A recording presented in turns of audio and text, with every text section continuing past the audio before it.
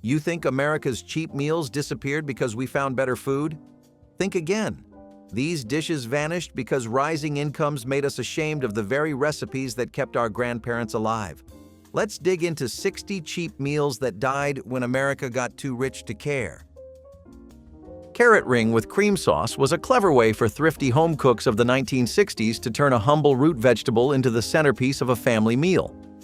Grated carrots were blended with breadcrumbs, eggs, and a hint of nutmeg before being poured into a decorative bundt mold that gave the dish an almost festive look when unmolded.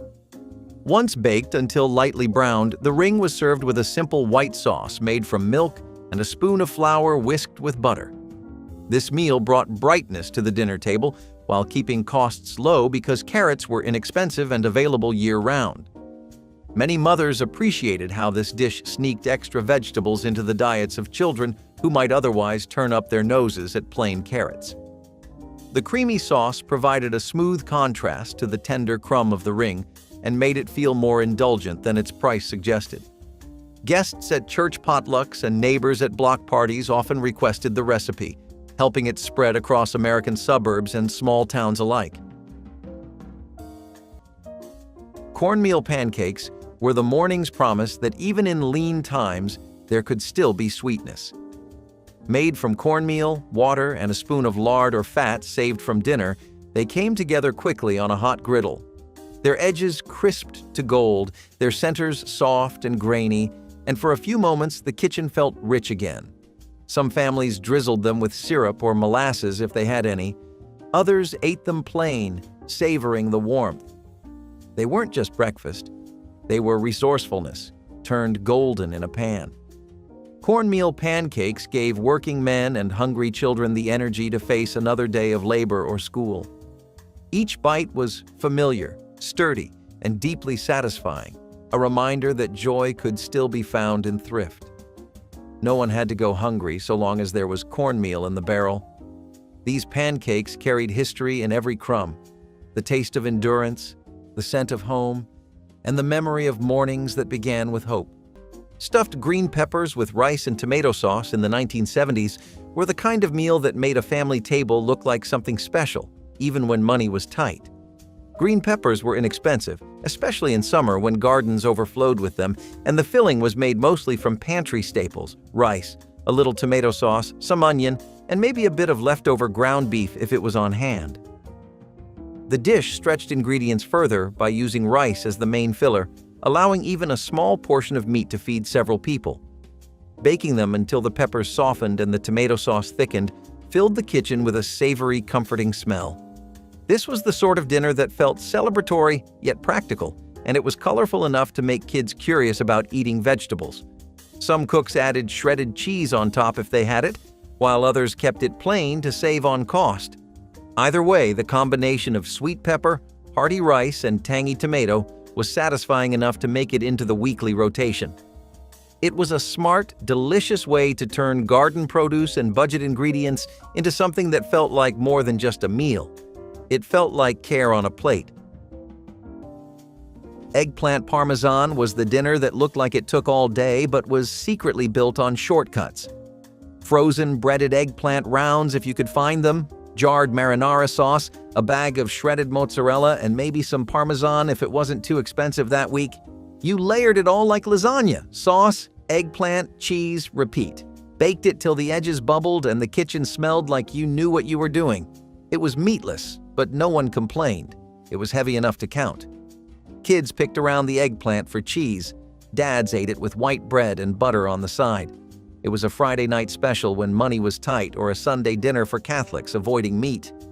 The eggplant always went soggy after reheating, but no one minded. It filled the belly and stretched a few ingredients into a tray big enough to feed 6. Some called it Italian, but it was more like American survival with a red sauce. It looked impressive, tasted decent, and made you feel like you'd pulled off something grand. Even if it came from the freezer aisle and took 20 minutes to throw together, that golden cheese crust gave it the shine of love. Savory oatmeal bake proved that oats could be far more than a breakfast cereal, and that inexpensive pantry staples could hold their own at supper time. Rolled oats were mixed with diced onions, shredded cheese, beaten eggs, and a dash of black pepper, then baked until the top formed a golden crust. The result was a hearty loaf with a texture similar to meatloaf, but without the expense of beef. This dish allowed families to stretch their budgets while still offering a warm and filling dinner that paired well with a simple green salad or sliced tomatoes from the backyard garden. Cooks loved that the recipe welcomed additions like leftover vegetables or small bits of ham, making it an adaptable way to clear the refrigerator. Children often enjoyed the mild, nutty flavor, and leftovers could be sliced and reheated for breakfast the next morning. It embodied the frugal creativity of 1960s kitchens, where a bag of oats and a little cheese could become a main course worth serving to guests without apology. Cabbage and noodles was the meal that stretched a single vegetable into a family supper. The cabbage, sliced thin and simmered in a skillet with a little butter or fat, wilted into sweetness, wrapping each noodle in humble luxury. It was a dish borrowed from immigrant kitchens and adopted by Depression-era families across America, a meal that cost pennies but filled plates with warmth. Some added onions or breadcrumbs when they could. Others stretched it further with bits of leftover potatoes or bacon grease for flavor. It was the sort of food that didn't need abundance. It needed ingenuity. Cabbage and noodles was soft, comforting, and nostalgic, the kind of food that carried the taste of endurance and care. It filled bellies, quieted worry, and made dinner feel like home, even when times were unforgiving. Families gathered around chipped bowls, grateful for something hot, and for a few moments, the world outside the kitchen faded. Sloppy Joes on homemade buns were one of the easiest and cheapest ways to stretch a pound of ground beef in the 1970s, and they brought a sweet, savory aroma that could fill the whole house. The meat was browned with onions, then simmered with ketchup, mustard, and a touch of brown sugar until it became a thick, flavorful filling. Serving it on homemade buns made it even more frugal, since flour, yeast, and water cost much less than store-bought bread. These sandwiches were messy, hearty, and perfect for feeding a table of hungry kids after school or a weekend afternoon outdoors. They were the kind of meal that could be doubled without much extra cost, making them popular for church picnics or potlucks. The sauce soaked into the bread just enough to make each bite juicy, but not so much that it fell apart before you finished eating. Many families added whatever vegetables they had, like diced peppers or carrots, to stretch the filling even further.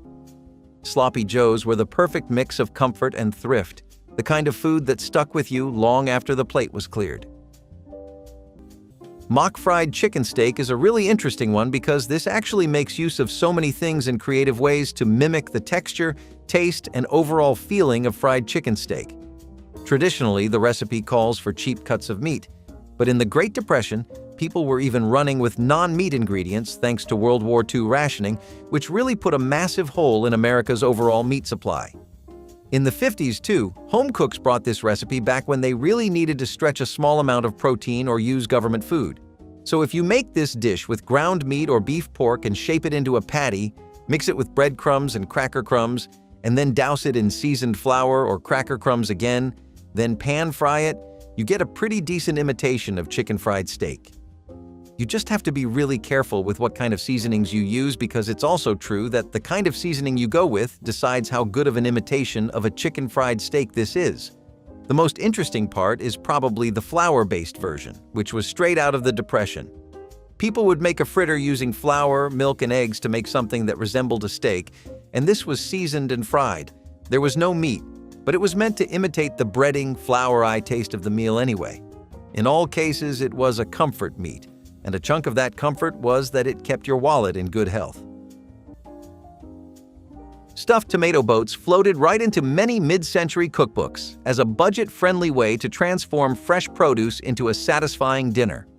Large tomatoes were carefully hollowed and filled with a mixture of cooked rice, finely chopped celery, onion, and a light drizzle of mayonnaise dressing for moisture. Sometimes a sprinkle of paprika or a handful of breadcrumbs was added on top for color and texture. This simple combination delivered a surprising amount of flavor and a pleasing balance between the juicy tomato walls and the warm rice filling. Home cooks appreciated how the recipe allowed them to use leftover rice and vegetables, reducing waste while creating something pretty enough for company.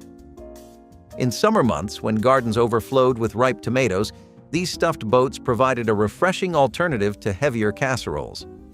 They were served chilled for a cool supper or lightly baked when the weather turned cold, proving their versatility across the seasons. Their bright presentation made them a standout dish for picnics, church potlucks, or a light Friday night family meal.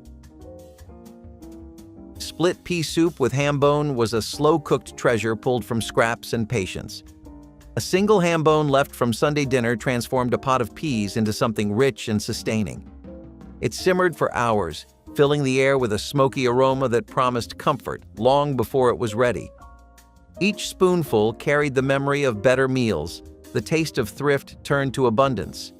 Peas broke down into creamy softness, thickening the broth naturally, while bits of meat clung to the bone, offering flavor long after the meat was gone. In poor neighborhoods, this soup was shared, passed from one house to another, proof that generosity could survive even when resources couldn't. Sometimes carrots or potatoes joined the mix, sometimes just salt and hope.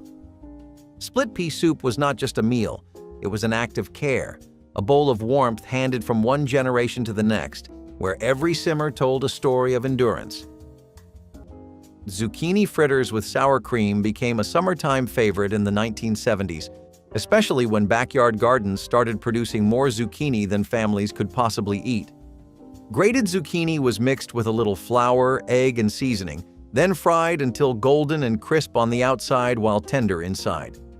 They were inexpensive to make, and even kids who claimed not to like vegetables would eat them happily when served with a cool dollop of sour cream. The rise of home gardening during this time meant that zucchini was almost always on hand, and this recipe was a clever way to use up the surplus without wasting food.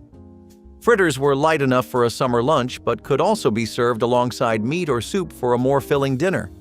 The crispy edges and soft center gave them a texture that felt indulgent, even though they were made from humble ingredients. Sour cream added a tangy richness that balanced the mild zucchini flavor perfectly. Families loved them for their simplicity and versatility, often serving them hot from the skillet to the table. Stuffed shells were dinner that looked like love. Not the quick kind, but the kind that took time. Boiling pasta, mixing ricotta with egg and herbs, ladling sauce, sprinkling cheese, and sliding it all into the oven.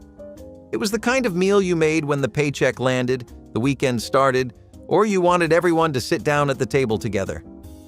There was always enough to feed a neighbor or save for lunch the next day. It was filling, rich, and made a kitchen smell like a promise. The shells held the ricotta like little pockets of warmth, and the red sauce bubbled around them like a hug. No shortcuts, no mystery powders or packets. Just pasta, cheese, sauce, and the kind of effort that said, "You matter." Dads appreciated the leftovers. Kids fought over the browned edges. Moms quietly savored the first bite before anyone else sat down. It was a dish for gathering, sharing, and holding on to something solid in a fast, loud world. Hamburger rice skillet pie demonstrated the 1960s knack for stretching a pound of meat to feed a crowd. Ground beef was cooked with onions, peppers, and a generous helping of cooked rice before being spread in a skillet or shallow casserole. A biscuit dough topping, brushed with milk for shine, transformed the humble filling into a pie that looked more luxurious than its ingredients suggested. By combining inexpensive rice with a small amount of meat, families could create a dish that was both hearty and economical, perfect for busy weeknights. The biscuit layer soaked up the savory juices as it baked, giving each slice a comforting blend of flavors and textures. Many homemakers wrote this recipe on index cards to keep near the stove because it could be made entirely from pantry staples. Children enjoyed the fluffy crust and mild seasoning, while parents appreciated how it filled plates without emptying wallets. This skillet pie remained a dependable favorite for decades because it embodied practicality without sacrificing taste or warmth at the dinner table. Vegetable scrap stew was the true emblem of Depression-era ingenuity. Nothing was wasted, not a single peel or stem. Cooks gathered whatever remained from the week's meals. carrot tops, onion skins, cabbage cores, and let them simmer into a hearty broth. Each batch was unique, depending on what the garden or the pantry had left to give. Sometimes it was thick and earthy, sometimes thin and tangy, but always nourishing. It taught a quiet lesson that resourcefulness was its own kind of abundance. Housewives prided themselves on creating flavor from what others might throw away. When rationing came during wartime, this dish returned again, proof that history's hardest lessons were never truly forgotten. Even children learned the value of waste not, want not, as they watched their mothers turn scraps into sustenance. Vegetable scrap stew was more than food. It was resilience in a pot, a living memory of how families survived by turning nothing into something worth sharing. Macaroni and beef skillet dinners were a go-to weeknight meal in the 1970s because they only required one pan and a few cheap ingredients. Elbow macaroni was cooked directly in a tomato-based sauce, along with browned ground beef, onions, and whatever seasoning a cook had on hand. This method saved on both time and dishwashing, which mattered for busy families juggling work, school, and community life. The pasta soaked up all the flavors of the sauce, making the whole dish rich and hearty without needing a lot of meat. A small amount of cheese sprinkled on top was a treat, but even without it, the dish was flavorful and satisfying.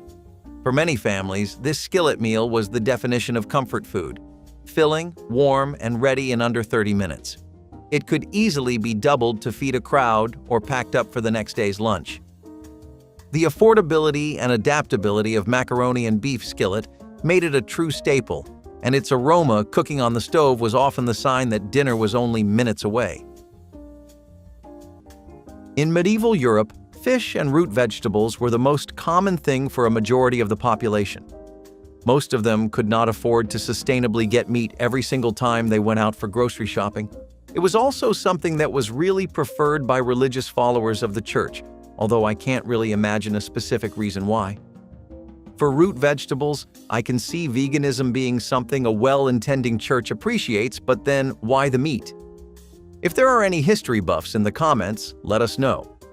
Now, the dish itself would change a lot. This would heavily depend on the kind of climate and geography you were working with. Coastal regions, like along the North Sea or the Baltic, for example, had a dense ecosystem of marine life. They had herring, whiting, haddock and cod, salmon or crabs, and people would often just work with whatever the catch of the day was. These fish would be salted and dried as much as they could, both for inland trade and for winter preservation. Root vegetables were also dearly important to people because they were one of the few kinds of vegetables that could withstand poor soils and still last through the winter. One of these vegetables was the iconic carrot. And here's an interesting fact. In medieval times, you actually had purple and yellow carrots instead of orange. Buttermilk potato pancakes were a beloved solution for leftover mashed potatoes and a shining example of kitchen thrift in mid-century America. Cold mashed potatoes were combined with tangy buttermilk, a beaten egg, and a bit of flour to create a batter that fried up into golden cakes with crisp edges and fluffy centers. Served hot from the griddle, these pancakes paired beautifully with applesauce, sour cream, or a simple sprinkle of salt and pepper. The recipe offered a new life to yesterday's potatoes, ensuring that nothing in the kitchen went to waste. Families welcomed the comforting aroma that filled the house as the pancakes cooked, making even an ordinary weeknight feel special. They were hearty enough to stand alone as supper, but also worked well alongside a small slice of ham or a bowl of vegetable soup. Easy to make and quick to cook, these pancakes became a regular part of many 1960s dinner rotations and remain a reminder that frugality can be delicious when handled with care and creativity. Oatmeal porridge with syrup drizzle was the breakfast that wrapped hunger in warmth. Cheap, filling, and endlessly adaptable, it was the anchor of many Depression-era mornings. A handful of oats simmered slowly in water or milk, thickened into something hearty enough to keep workers full until noon. For families lucky enough to have molasses, honey, or syrup, a drizzle turned the plain bowl into comfort itself. It was quiet, reliable, and full of love. A mother's way of saying, "We'll be all right," without words. Children learned to appreciate its simplicity, and adults found solace in its familiarity. Oatmeal porridge was more than food. It was a ritual, a gentle beginning in a world that often felt uncertain. Steam rose from chipped bowls as the day began, carrying the smell of survival and sweetness in equal measure. It was the taste of endurance softened by a spoonful of hope. Cabbage roll casserole took all the flavors of traditional stuffed cabbage and turned them into an easy, budget-friendly bake. Instead of painstakingly rolling each cabbage leaf around the filling, chopped cabbage was layered with a seasoned mixture of rice, tomato sauce, and ground beef in a large casserole dish. This shortcut saved precious time, while still delivering the same comforting blend of sweet cabbage and tangy tomato that people loved. It was an affordable way to feed a family because the rice and cabbage made up most of the volume, allowing a small amount of meat to go a long way. As the casserole baked slowly, the flavors melded beautifully, and the cabbage softened until it was tender and sweet. Leftovers were just as good, sometimes even better the next day, making it a smart choice for tight weekly meal plans. Every family had its own spin, often seasoning with paprika, garlic, or fresh herbs from the garden. In many homes, this dish represented a perfect marriage of tradition and practicality, proving that with creativity, even the simplest pantry ingredients could deliver a meal that wrapped you in comfort after a long day. Bread pudding with water sauce is about as simplistic as it comes. This is a dish that people didn't even really put any thought into. It was just a way for them to repurpose resources that were about to spoil and go to waste. This is really something you never want happening in the Depression because it was a sign that you were just not handling your pantry properly. Back then, people religiously followed a mindset of not wasting anything, even the grease and drippings from bacon, and you'll find a dish or two made out of that later on in this video too. Back to bread pudding with water sauce. So, you might have heard of bread pudding before, but what really is water sauce? I mean, it sounds like a bastardized version of sparkling water when you first hear it. It's actually just a modest attempt at making a thickened sauce out of just water, because most of the time people were not working with any kind of legitimate thickener or enough ingredients to make a proper sauce, so they had to settle for whatever they could come up with to make stale bread more refreshing.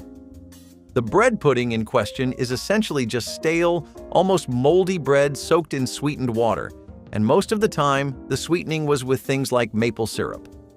Even this is something people began to tap out of maple trees whenever they could because they couldn't spend the extra cents.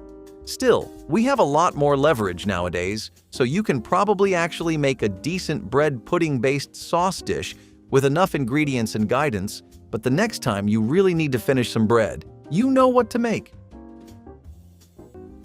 Apple sausage bread. Pudding married sweet and savory flavors in a way that perfectly captured the experimental spirit of the 1960s kitchen. Day-old bread cubes soaked up a custard of milk and eggs before being mixed with diced apples and small bits of sausage for richness. The dish baked until the top turned golden and the apples released their gentle perfume, filling the home with an inviting scent. By using stale bread and modest amounts of meat, thrifty cooks created a dinner that felt both indulgent and practical. The sweetness of the fruit balanced the smoky sausage, while the custard kept every bite moist. Families often served it with a simple green salad for contrast or a drizzle of maple syrup when they wanted extra sweetness. This recipe highlighted the era's willingness to blend unexpected flavors while keeping costs low. Leftovers reheated beautifully for breakfast the next day, making it a true two-meal wonder that reflected the frugal yet inventive cooking style of mid-century American households. Mashed potato cakes were the genius of leftovers reborn. Cold mashed potatoes mixed with flour, salt, and a touch of fat, then shaped into patties and fried until crisp on the edges. They sizzled in the pan, transforming yesterday's scraps into today's comfort. The golden crust cracked to reveal soft, creamy centers, a texture so familiar it could quiet any hunger. Sometimes bits of onion or herbs were added, sometimes just salt and pepper, but the flavor was always satisfying. In kitchens where every crumb mattered, nothing was ever wasted, and mashed potato cakes proved that thrift could still be delicious. Served for breakfast or dinner, they filled stomachs and hearts alike. They reminded families that creativity was their greatest tool and that flavor could be found even in scarcity. These simple cakes were the taste of survival done right, humble, resourceful, and full of warmth.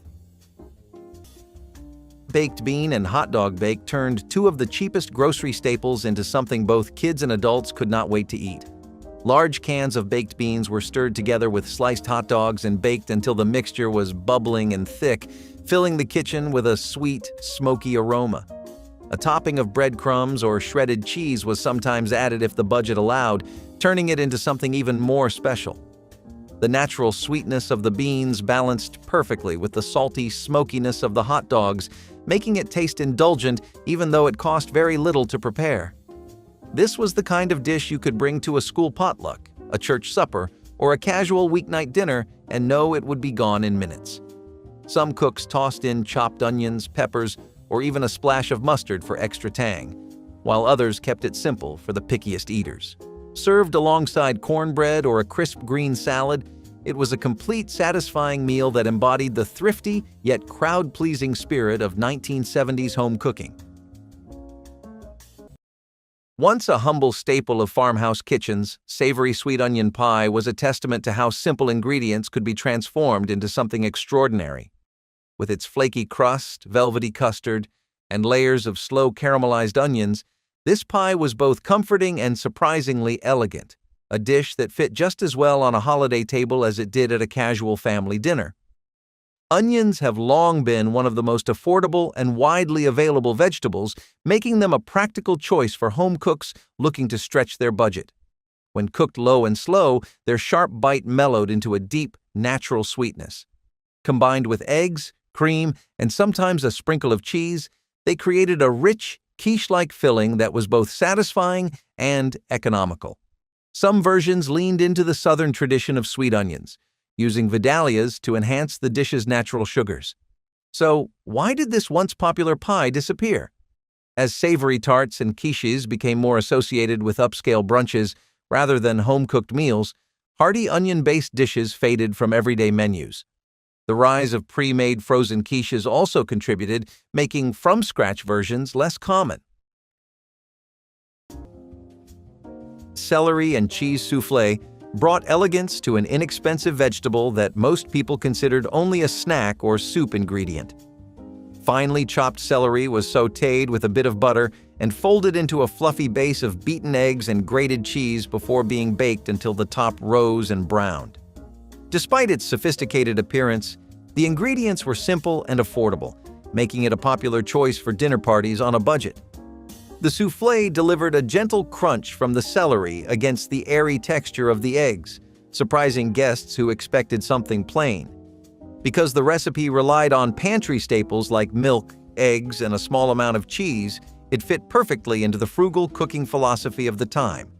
Home cooks loved that it felt fancy without requiring costly ingredients or specialized equipment.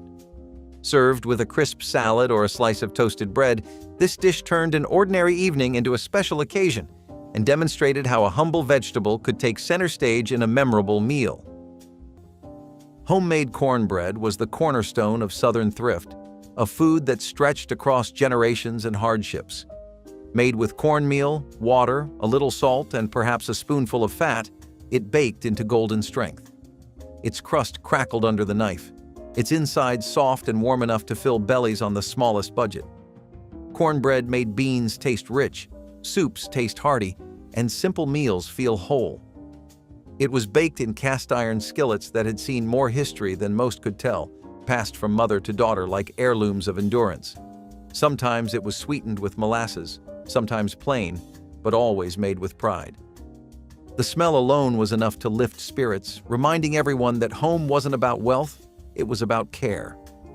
Homemade cornbread was the sound of resilience rising in the oven, a song of sustenance for every kitchen that refused to give up. Cornbread and pinto beans was a meal deeply rooted in Southern cooking that found its way into frugal kitchens across America during the 1970s. Pinto beans simmered slowly with onions, salt, and maybe just a scrap of ham or bacon for richness were served alongside or spooned over wedges of golden cornbread. The beans provided hearty protein and a savory earthiness, while the cornbread brought sweetness and a crumbly texture that made every bite satisfying.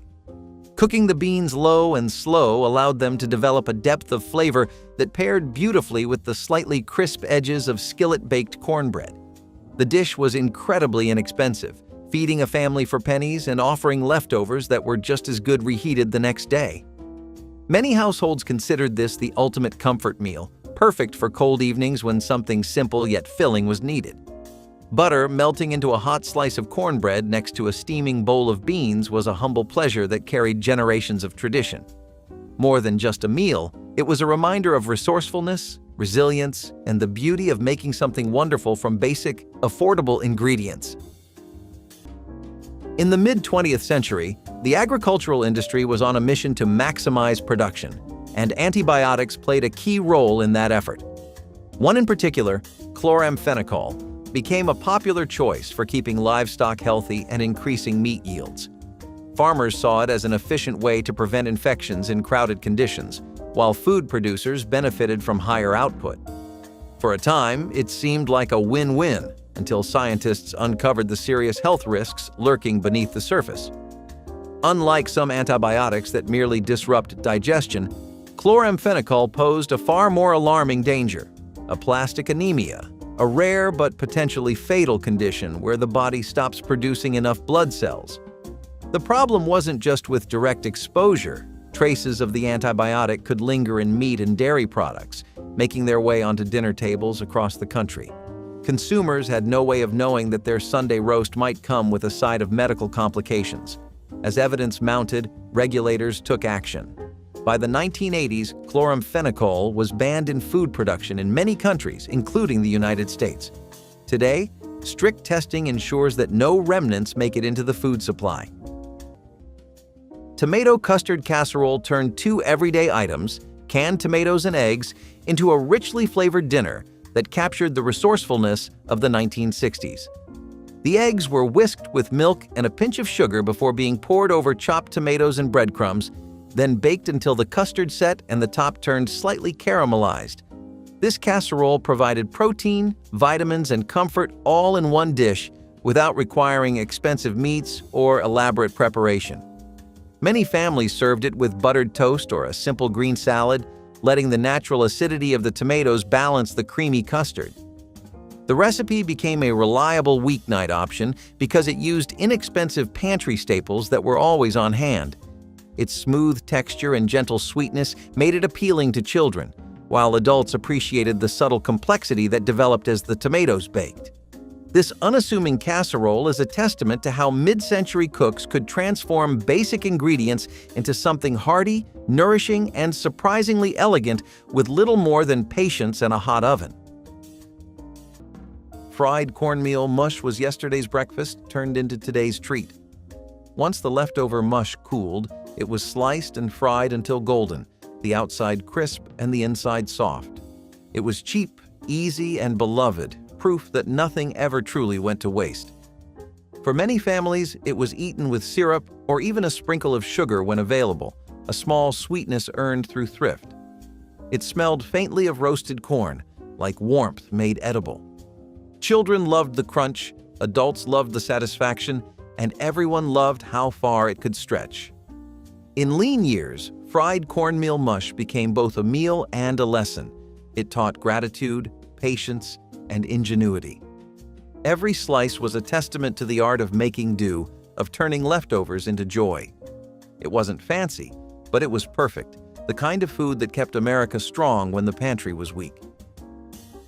Shepherd's pie with mashed potato topping was a 1970s classic that stretched a small amount of meat into a full, comforting family dinner. Leftover roast beef, ground beef, or even chicken was combined with gravy and an assortment of vegetables, sometimes fresh, sometimes frozen, and layered in a baking dish. A generous topping of creamy mashed potatoes covered the filling, and baking until the top turned golden brown gave the dish a satisfying contrast of textures. This was one of the best ways to avoid waste, turning odds and ends from the fridge into something that felt like a proper Sunday dinner. Because the recipe was so flexible, no two versions were ever exactly alike, yet they all carried that same familiar sense of warmth and comfort.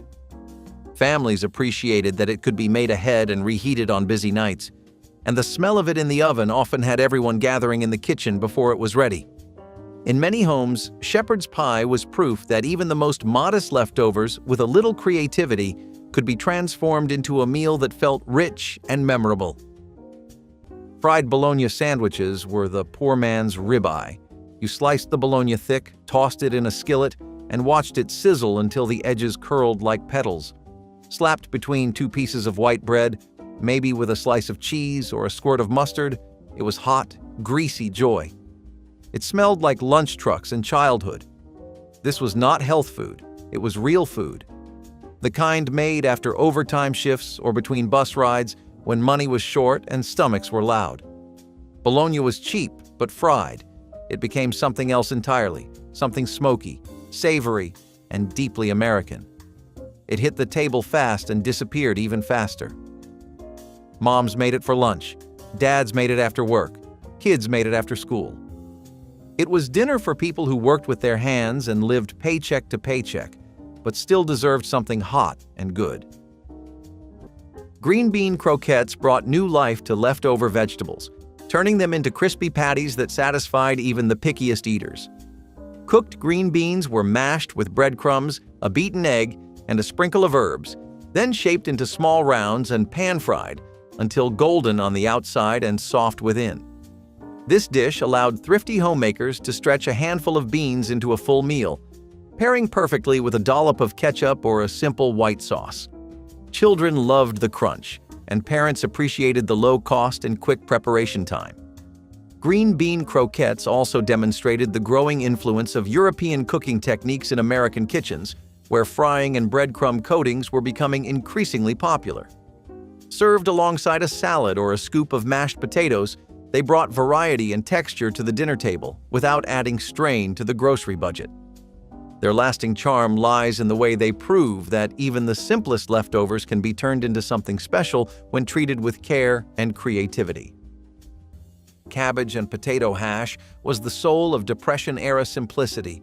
Just chopped cabbage and diced potatoes fried together until golden and tender, with maybe a bit of fat or onion if fortune allowed. It was savory, filling, and as familiar as the worn skillet it was cooked in. The potatoes browned beautifully, the cabbage caramelized, and together they made a meal that could stretch across the table. Families gathered over steaming plates, grateful for something that filled the air with comfort and the stomach with warmth. Sometimes it was topped with a fried egg or leftover gravy, but often it stood on its own, humble yet proud. In its simplicity lay its beauty. No waste, no pretense, just nourishment. Cabbage and potato hash was more than a dish. It was a story told through sizzling oil and shared hunger, a reminder that even in hardship, a meal made with love was enough. Vegetable chow mein with crispy noodles became a popular Chinese-American-style dinner in 1970s home kitchens, thanks to the availability of canned vegetables and crunchy packaged noodles. This version was a far cry from traditional Chinese cooking, but it offered an affordable, flavorful meal that felt a little exotic for the time. A simple sauce made from soy, broth, and cornstarch-coated stir-fried vegetables like celery, bean sprouts, and onions, which were served over a bed of crispy noodles. The combination of textures, soft vegetables and crunchy noodles, made it appealing to both kids and adults. It was a meatless option that still felt substantial, making it perfect for families trying to cut grocery costs. The recipe's adaptability meant that whatever vegetables were in the pantry could be used, keeping costs low and waste minimal. In a decade when international flavors were just starting to enter mainstream kitchens, vegetable chow mein offered a taste of something different without breaking the budget. It was a cheap, cheerful dinner that stood out from the usual weeknight meals while still being easy to prepare at home. Boiled salt pork and beans are pretty much the same deal. Now, beans just happen to be man's best friend when the going gets rough. You have so many different kinds of them, and you can have twice as many different kinds of food with them. Stews, soups, or something as economical as this.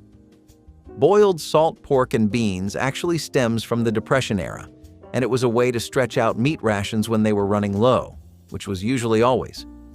This is more beans than pork, I'll admit, but either way, it's a protein power punch that you don't want to be missing from your diet. Boiled salt pork and beans are also some of the easiest kinds of plates of food you can make. You don't really need to do anything besides just take the salt pork and boil it, along with the beans, adding whatever seasonings, aromatics, and herbs you prefer. That's pretty much how a lot of people used it back then anyway, although we have the benefit of choosing much better cuts of meat than they did. Even with a dish like this, in the Depression era, people would essentially just wait until the butcher's shops were discarding their most unwanted parts of the animal, and that's what they would buy for as cheap of a price as they could bargain for. It was usually something most shops were happy to let go of for some chump change, but nowadays, even that's like half your rent. Cornflake-crusted fish squares were a playful answer to the challenge of making inexpensive whitefish appealing to the whole family. Thin fillets of cod or haddock were cut into squares, dipped in milk and egg, and coated with crushed cornflakes left over from breakfast. Baking or frying turned the cereal coating into a crisp, golden crust that sealed in moisture and added a gentle sweetness.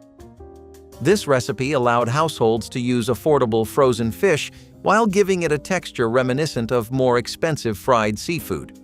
Children found the crunchy coating irresistible, and parents enjoyed how quickly the dish came together on busy weeknights. The cornflakes acted as an economical substitute for breadcrumbs and made use of pantry items that might otherwise go stale. Served with a squeeze of lemon or a side of tartar sauce, these fish squares brought a fun and frugal twist to the dinner table, showing the inventive spirit of 1960s cooking where nothing in the kitchen ever went to waste. Navy bean soup was a soldier's meal brought home to the kitchen table. Beans, water, and patience, those were the essentials. A ham bone or scrap of salt pork, if available, turned the pot into something hearty and rich. The beans broke down slowly, thickening the broth until it was creamy and smooth. It was the definition of simple comfort, the kind of food that made a family feel safe on cold nights. Sometimes carrots or onions joined the mix, adding sweetness to the savory blend. A loaf of stale bread beside the bowl completed the meal. Navy bean soup was nourishment disguised as modesty. It filled stomachs, soothed worry, and brought families closer. It was the sound of bubbling pots and the smell of home during years when the world outside felt uncertain. Bulgur wheat pilaf with vegetables reflected the growing interest in health-conscious eating during the 1970s, but it was also an inexpensive way to make a filling meal. Bulgur was a grain that cooked quickly and absorbed flavors beautifully, making it a great base for sautéed onions, peppers, carrots, and sometimes a handful of herbs. It provided a nutty taste and a hearty texture, yet was much cheaper than meat-based dishes. This pilaf could be served as a main course for a light dinner or as a side dish to stretch more expensive proteins. Health food stores were becoming more common during this decade, and recipes like bulgur pilaf bridged the gap between nutrition and frugality. It could be made in large batches for just a few dollars, making it perfect for budget-minded families. The subtle flavors made it versatile, so leftovers could be repurposed into stuffed peppers or served cold as a salad. For those who wanted to eat well without spending much, bulgur wheat pilaf with vegetables proved that healthy and affordable could absolutely go hand in hand. Salted fish and porridge is an example of an essential combination in medieval times. It was especially popular in coastal and northern regions. This is because preservation was a massive deal in those areas due to how they were always just dealing with rougher, colder climates. Also, it might be surprising, but fish was a religious pillar for people. The Catholic Church back then was the reigning religious authority, and it would impose all kinds of fast days, especially every Friday. See, here, any kind of meat was forbidden, except fish. The logic behind this is that the practice of fasting during Lent and on Fridays is to abstain from fleshly meat, but since fish are cold-blooded, they don't come into flesh meat. It's a technical exception. The porridge itself was something that would contrast very well with the fermented taste of the fish, and in some households, people were adding herbs, onions, and garlic as well. This was a dish that was always eaten out of necessity. Pea and egg salad plate was a thrifty supper that turned humble staples into a refreshing main dish for a warm evening. Canned peas were drained and chilled before being folded with chopped hard-boiled eggs, diced celery, and a splash of mild vinegar dressing. a pinch of dry mustard, or a spoon of mayonnaise added just enough richness to bind everything together while still keeping the cost low. Served on crisp lettuce leaves or alongside sliced tomatoes from the backyard garden, it provided protein and texture without any need for meat. Home cooks loved how quickly it came together using pantry items that were inexpensive and easy to find year-round. Children enjoyed the gentle sweetness of the peas, while adults appreciated the subtle tang from the dressing. This simple combination was light enough for summertime, but filling enough to carry a family through a busy evening, reflecting the practical yet creative spirit of mid-century kitchens, where canned vegetables and eggs formed the backbone of many dependable weeknight meals. Eggless, sugarless cake was proof that sweetness didn't need luxury, it just needed heart. Born from wartime and depression kitchens, it relied on ingenuity instead of ingredients. Housewives used mashed fruit, molasses or syrup for sweetness, and vinegar or baking soda to keep it light. It baked up fragrant and soft, the scent of cinnamon and cloves filling the room with warmth even when sugar and eggs were nowhere to be found. Each slice carried the memory of a time when creativity was the only currency that mattered. It was often shared at church socials or brought to neighbors who were struggling too, a gift that spoke of kindness as much as thrift. Even children who didn't understand rationing smiled at its humble sweetness. Eggless, sugarless cake was survival turned celebratory, the kind of dessert that reminded families that joy was still possible even when the pantry shelves were nearly bare. Homemade pizza with canned toppings became a budget-friendly way to enjoy a special meal at home without paying for expensive pizzeria pies. Families would make a simple crust from flour, yeast, and water, then spread on tomato sauce from a can and layer affordable toppings like canned mushrooms, olives, or pineapple. Shredded cheese, often a blend of mozzarella and cheddar, was sprinkled generously or sparingly, depending on the budget. The beauty of homemade pizza was that it could be adapted to whatever was on hand, from sliced hot dogs to leftover vegetables, making it as thrifty or as loaded as needed. Baking it in the oven filled the kitchen with a warm, savory aroma that made everyone eager to gather at the table. Kids loved helping assemble the toppings, making it as much an activity as a meal. By using canned ingredients, there was no worry about food spoiling before it could be used, and sales on pantry staples often meant pizza night cost only a fraction of takeout prices. It was an easy way to turn an ordinary evening into something festive, proving that delicious comfort food could be made from shelf-stable ingredients with just a little creativity and care. There was a time when vegetables weren't just steamed and forgotten on the side of the plate, they were the star of the meal. This dish took humble cauliflower and elevated it to something rich, comforting, and undeniably satisfying. Baked in a velvety cheese sauce and topped with golden breadcrumbs, creamy cauliflower gratin was a favorite at homecoming dinners, potlucks, and holiday tables alike. Cauliflower was once an affordable and widely available vegetable, appreciated for its versatility. It absorbed flavors beautifully, making it a natural pairing for creamy, cheesy sauces. The gratin method, borrowed from classic French cooking, ensured that every bite was infused with deep, savory richness. The top layer of breadcrumbs added just the right amount of crunch, creating a contrast that kept each forkful interesting. Some home cooks added a pinch of nutmeg or mustard to enhance the flavor, while others used a mix of cheeses for extra depth. So why did it fade from dinner tables? As frozen and canned vegetables became more common, fresh cauliflower lost its appeal. Many home cooks swapped slow-baked dishes for quicker, less labor-intensive sides, and gratins became associated with special occasions rather than everyday meals. Raisin rice. Pilaf proved that a meatless dinner could still feel special and satisfying when handled with care. White rice was simmered slowly with a bit of butter until each grain was tender, then tossed with plump raisins that had been soaked in warm water to bring out their natural sweetness. A pinch of cinnamon or nutmeg added gentle spice, turning plain rice into a fragrant dish that filled the kitchen with an inviting aroma. Many 1960s households served this pilaf as a main course on nights when meat was too expensive, or saved it for church suppers where a simple vegetarian option was welcome. It paired beautifully with a crisp green salad or a side of baked apples, creating a balanced meal from inexpensive ingredients. Leftovers reheated well for breakfast with a drizzle of honey or a splash of milk.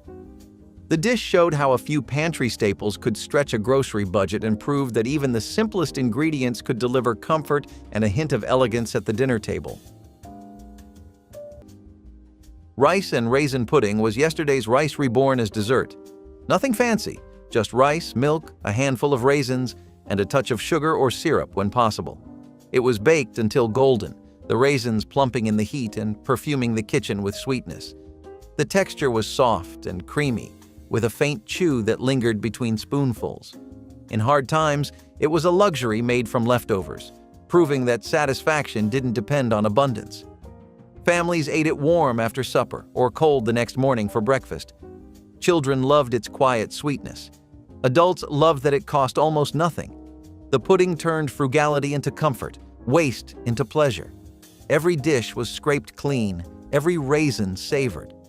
Rice and raisin pudding was proof that the best desserts were born from gratitude, not plenty. Goulash with elbow macaroni was a hearty, crowd-pleasing dish that fit perfectly into the 1970s budget-conscious kitchen. Ground beef was browned with onions, then simmered in a tomato-based sauce seasoned with paprika, garlic, and sometimes a pinch of sugar for balance. Elbow macaroni was cooked right in the sauce, soaking up every bit of flavor while saving on extra pots to wash. This dish was ideal for stretching a small amount of meat across multiple servings, with the pasta and sauce providing the bulk of the meal. It could be served immediately for dinner or reheated for lunches throughout the week without losing its appeal. In many households, goulash became a go-to for family gatherings or church suppers because it was inexpensive, filling, and easy to make in large quantities. The paprika gave it a warm, distinctive taste that stood out from other pasta dishes, and its simplicity meant even beginner cooks could master it. Many families added their own twists, extra vegetables, cheese, or herbs to suit their tastes. The end result was always a steaming, satisfying plate of food that comforted on cold nights and stretched the grocery budget just a little bit further with every serving.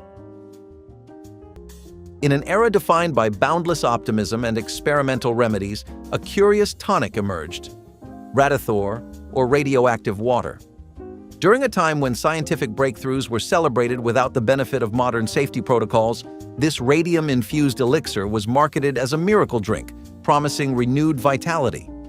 Companies boldly touted its rejuvenating properties while food safety oversight was in its infancy, and regulations lagged behind the fervor for innovation.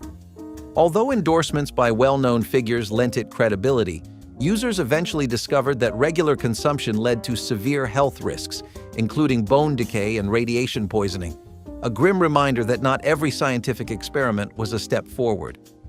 Intriguingly, advertisements depicted Radithor as a fountain of youth in a bottle, a claim that today would undoubtedly trigger public outcry rather than applause.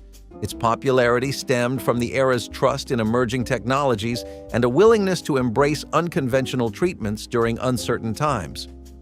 The tale of Radithor serves as a compelling chapter in our culinary and pharmaceutical history, highlighting a period when progress sometimes outpaced prudence. Mock veal loaf delivered the flavor of expensive cuts without the price, an idea perfectly suited to the frugal 1960s kitchen. Ground pork was blended with breadcrumbs, minced onion, and a touch of milk before being seasoned with a bit of sage and pepper to mimic the gentle taste of veal.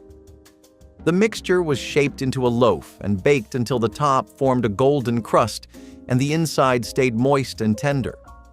A light tomato glaze or brown gravy completed the illusion, giving families a hearty centerpiece that felt far fancier than its ingredients suggested. This recipe became a favorite in community cookbooks and church fundraisers because it fed a crowd with ingredients already on hand. Leftovers made excellent sandwiches the next day, stretching the value even further.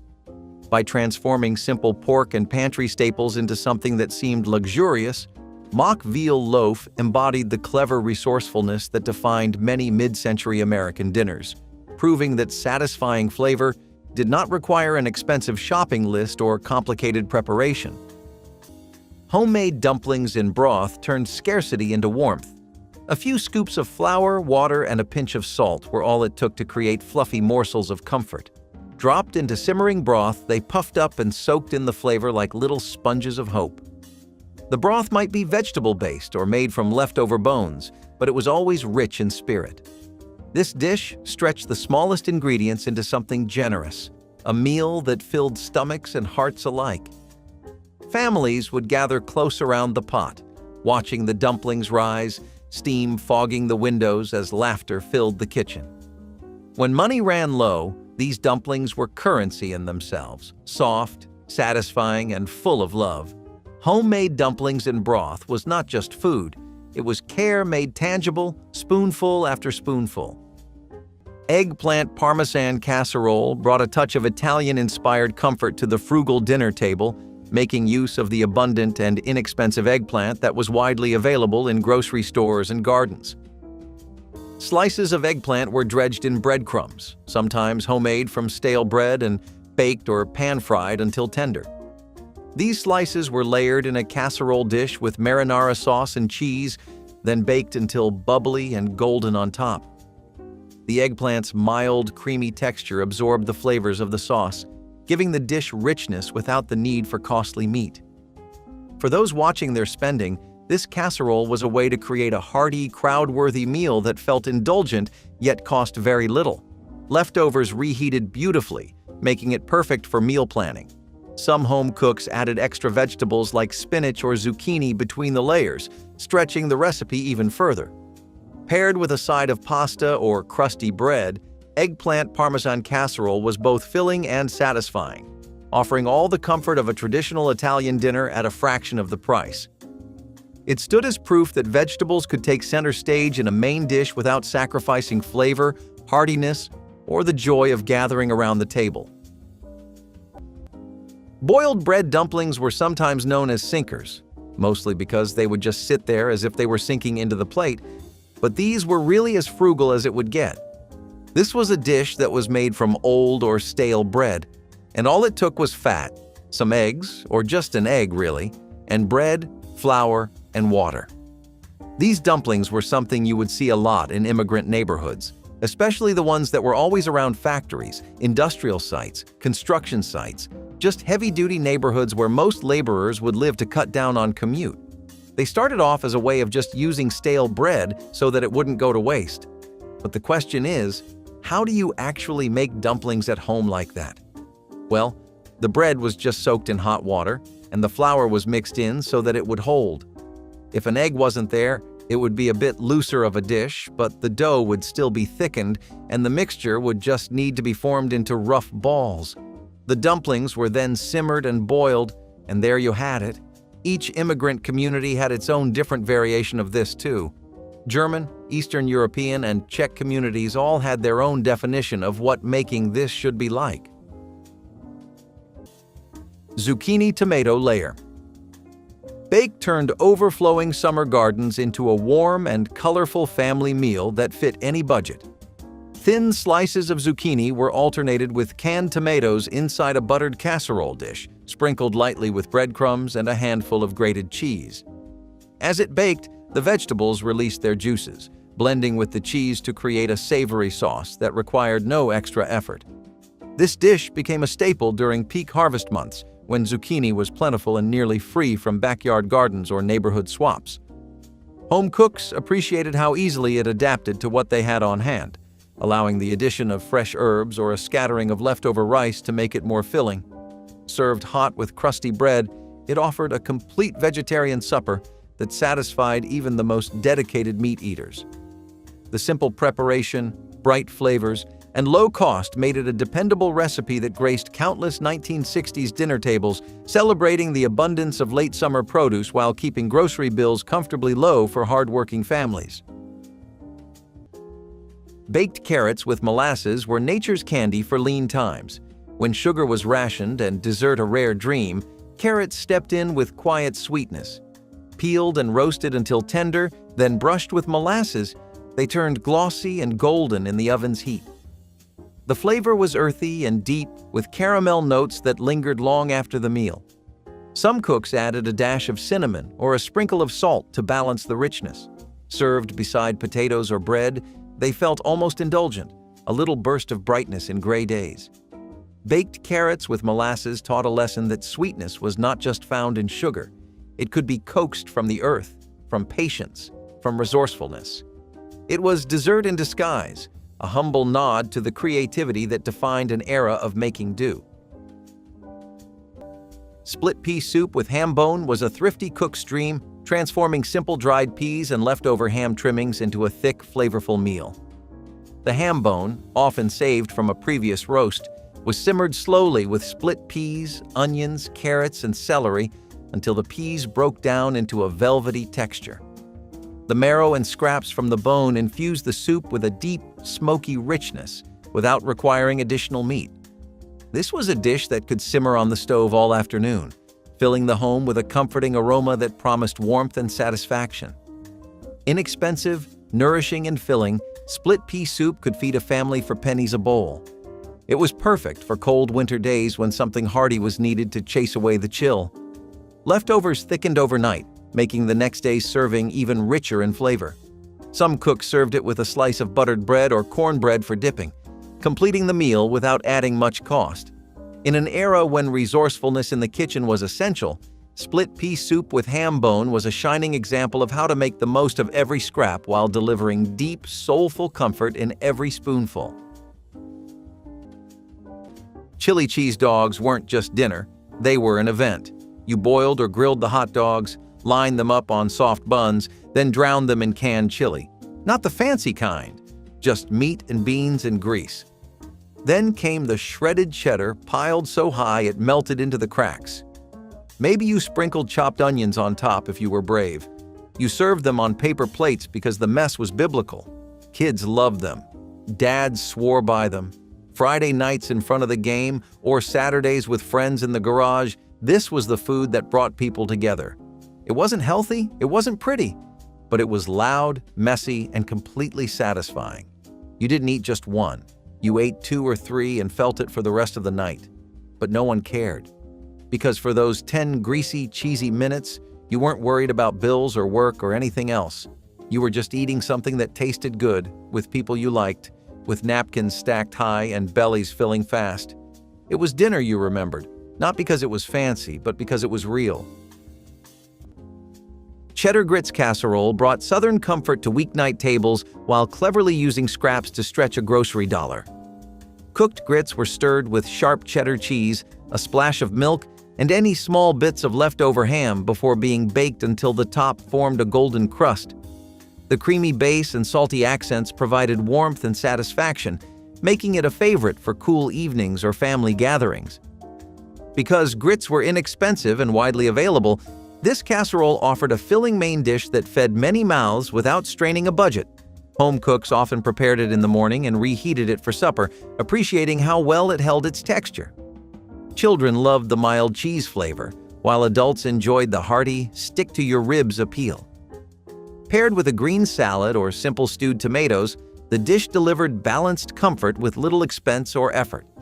Its staying power in community cookbooks and church potluck menus shows how thrifty Southern traditions easily blended with mid-century convenience to create a meal everyone could enjoy. Dandelion greens with vinegar were the salad of survival. Foraged from fields, vacant lots, or even backyard corners, these greens turned necessity into nourishment. Washed carefully and tossed with a splash of vinegar, they brought sharpness and color to plates heavy with starch. A bit of bacon grease or onion added flavor when available.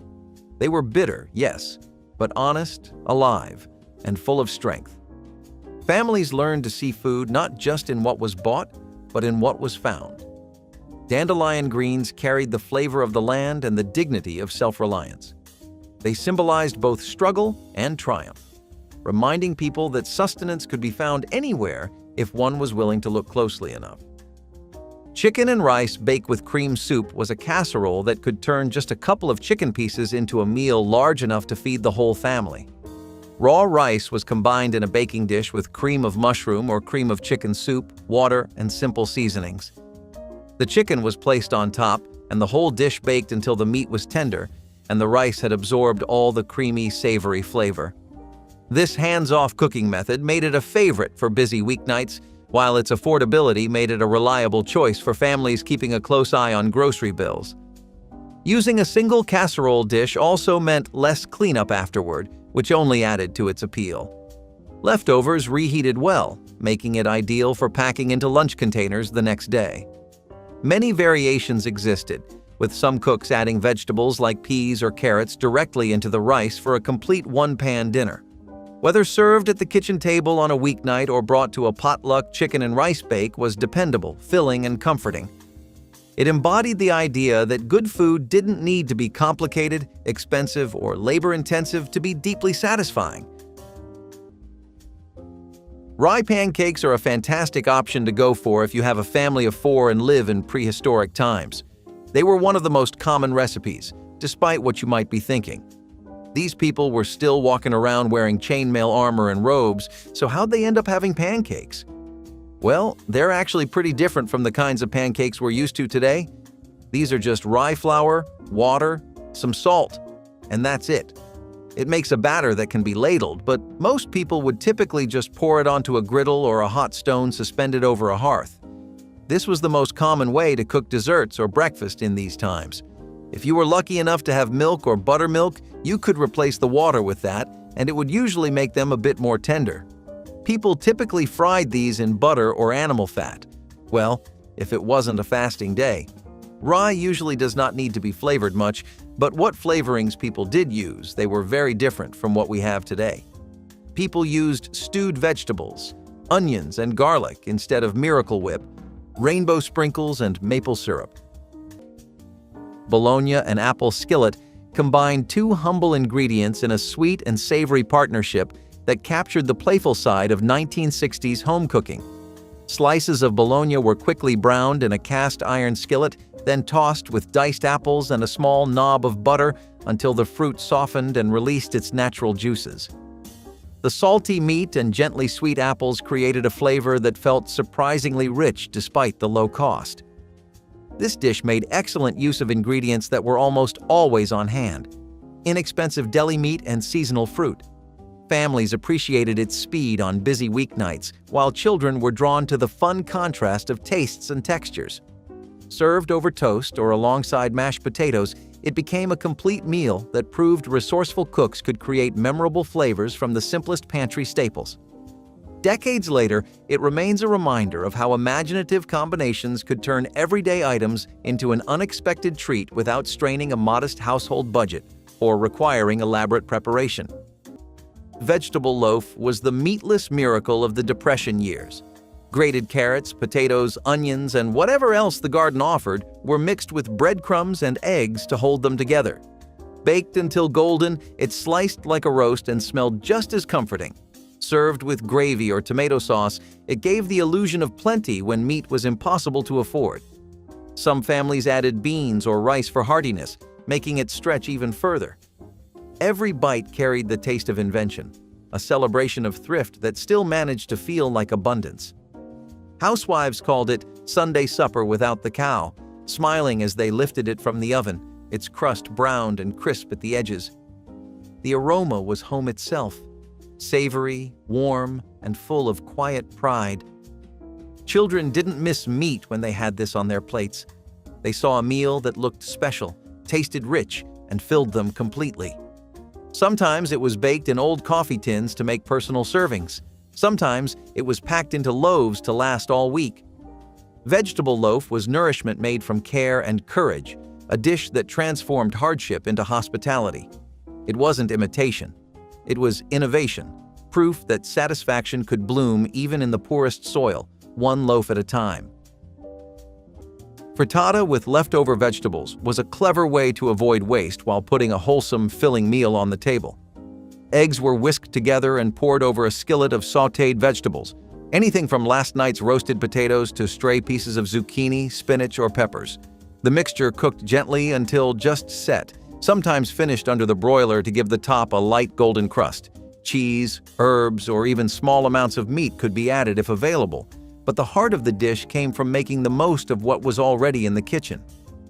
Frittatas were quick to prepare, making them perfect for breakfast, lunch, or dinner, and they could be served hot or at room temperature. Their adaptability meant that no two were ever quite the same, yet they always delivered satisfying flavor and nourishment. In an era when thrift and efficiency were valued in the kitchen, frittatas showed how resourcefulness could lead to dishes that felt fresh and intentional rather than thrown together. Paired with bread or a simple salad, they were proof that a handful of odds and ends could be transformed into something delicious in under 30 minutes. Egg and tomato gravy over rice is still something that you can consider a proper meal, though. So, the thing about the 20th century is that people back then had a way stronger knack for gardening and farming than we ever did or maybe will. It actually helped an intense amount during times like the Depression, because it would mean you could do super simple things like this. Who needs meat, breadcrumbs, oil, and cheese when you can just boil some rice, scramble some eggs, beat some tomatoes to hell and back, get a sick paste, and have a meal? It's easy work. It doesn't take anything, and it's convenient and nearly free if you're growing your own stuff. Today, it would make for a pretty decent meal in between your dinner and breakfast, too. If you're looking for something that's refreshing, full of energy, protein, and still on the healthy side of things, then this is definitely a dish you should keep in mind. It's something that we got from the South, but it's also something you would see in cities sometimes. The idea of making gravy out of it also helped people a lot in broadening their horizons to more curry gravy-based rice dishes, which are essential for surviving through times when food is a resource and not entertainment. Vegetable curry stew introduced a mild touch of international flavor to American kitchens while staying firmly in the realm of affordable comfort food. Potatoes, carrots, onions, and canned chickpeas simmered slowly with a gentle dusting of curry powder, filling the house with a warm, spiced aroma that felt both new and familiar. The recipe was flexible enough to accept any vegetables on hand, making it ideal for gardeners or thrifty shoppers. During the 1960s, when interest in global flavors was growing, this stew offered a budget-friendly way to explore something different without leaving the home kitchen. Served with plain rice or a slice of crusty bread, it delivered a complete protein and plenty of satisfying texture. Families discovered that the spices brightened otherwise simple ingredients, proving that excitement at the dinner table did not require expensive meats or specialty imports. Vegetable curry stew stands as a delicious example of how mid-century cooks embraced fresh ideas while still practicing the frugality and adaptability that defined their daily meals. Corn and cottage cheese pie turned two budget staples into a surprisingly elegant dinner dish that impressed guests as well as family. Sweet corn kernels, either fresh or canned, were combined with creamy cottage cheese. Oatmeal bread was the loaf that sustained a nation through its hardest years. When white flour was scarce or too costly, oats filled the gap. Cooked with water, molasses, and a bit of yeast, the dough baked into dense, hearty slices that kept hunger at bay. The smell alone was enough to lift spirits, a sweet, nutty scent that filled the home like a promise. Spread with a little butter or dipped into stew, it turned the simplest meal into something special. It stored well, stayed moist, and stretched far, making it a staple for families who had little but hope. Mothers would bake several loaves at once, stacking them on windowsills to cool, their golden crusts gleaming in the afternoon light. Even when there wasn't enough to go around, there was always bread, shared, broken, and passed between hands like communion. Oatmeal bread was more than a recipe. It was ritual, a weekly act of perseverance. The first slice out of the oven was often eaten hot, steam rising like gratitude. It was food that carried meaning beyond sustenance, each loaf a small declaration that hunger would not have the final word. Oatmeal bread was stability baked fresh, a humble masterpiece of endurance. Cabbage and noodle stir-fry, often called haluski, was a humble yet comforting dish rooted in Eastern European tradition and adopted in many American kitchens for its simplicity and low cost. Wide egg noodles were tossed with sautéed cabbage and onions cooked in plenty of butter until everything was tender and slightly caramelized. The sweetness of the cabbage balanced the savory richness of the butter, creating a dish that was greater than the sum of its parts. Haluski could be served on its own for a meatless dinner or as a hearty side alongside sausages or roasted meats. It was especially popular during colder months when cabbage was inexpensive and easy to store, making it a reliable staple for budget-conscious households. The recipe required only a handful of ingredients, yet delivered a deeply satisfying flavor that kept it in regular rotation. Some cooks added bits of bacon or kielbasa for extra richness when budgets allowed, while others kept it purely vegetarian. In either case, it was a dish that offered warmth, familiarity, and comfort, reminding families that simple, affordable cooking could still be full of heart and tradition without requiring expensive ingredients. In the 1960s, packaging was more about durability and design than long-term safety, and nowhere was that more evident than in lead-based paint on food containers. Vibrant labels, eye-catching colors, and a sturdy finish made these containers look appealing on store shelves. But hidden beneath the surface was a toxic hazard. Lead-based paint, commonly used in everything from household walls to children's toys, also found its way onto food packaging, a decision that, in hindsight, was as dangerous as it sounds. At the time, lead's risks weren't fully understood by the general public. While scientists had long suspected its dangers, regulations were slow to catch up. The problem was that lead doesn't just stay on the surface. Over time, it can leach into food, especially acidic products like canned tomatoes. Consumers had no way of knowing that their favorite pantry staples might come with a side of neurotoxicity. The health risks were severe. Chronic exposure to lead can cause developmental issues in children, memory problems in adults, and even organ failure in extreme cases. As research mounted, the government stepped in. By the late 1970s, lead-based paints were banned from food-related products. Beaten eggs and a touch of flour to create a smooth filling that set beautifully inside a simple pastry shell. Baking brought out a gentle sweetness that paired perfectly with the tang of the cheese, making each slice rich yet light. This pie was easy to prepare ahead of time and served equally well warm or at room temperature, an advantage for busy hosts or church suppers. The ingredients were inexpensive and widely available, making it an accessible option for families looking to stretch their food dollars without sacrificing flavor. Leftovers held up well and could be enjoyed for breakfast or lunch the next day. Its enduring charm lies in how it transforms humble pantry items into something that feels like a special occasion, capturing the inventive spirit of 1960s American home cooking. Fried apples and onions were the taste of resourcefulness and comfort combined. Thinly sliced apples and onions sizzled together in bacon grease until caramelized and tender. The result was sweet, savory, and smoky all at once, a dish that defied its simplicity. Served alongside bread or pork scraps, it filled the plate with warmth. The apples lent sweetness, the onions added depth, and the grease tied it all together with the flavor of home. It was the kind of food that made a little feel like a lot, transforming scraps into something memorable. Housewives cooked it slowly, stirring gently with wooden spoons while the air filled with its golden perfume. The crackle from the pan was the music of sustenance. Sometimes, families added a splash of vinegar or sprinkle of sugar to deepen the caramel flavor.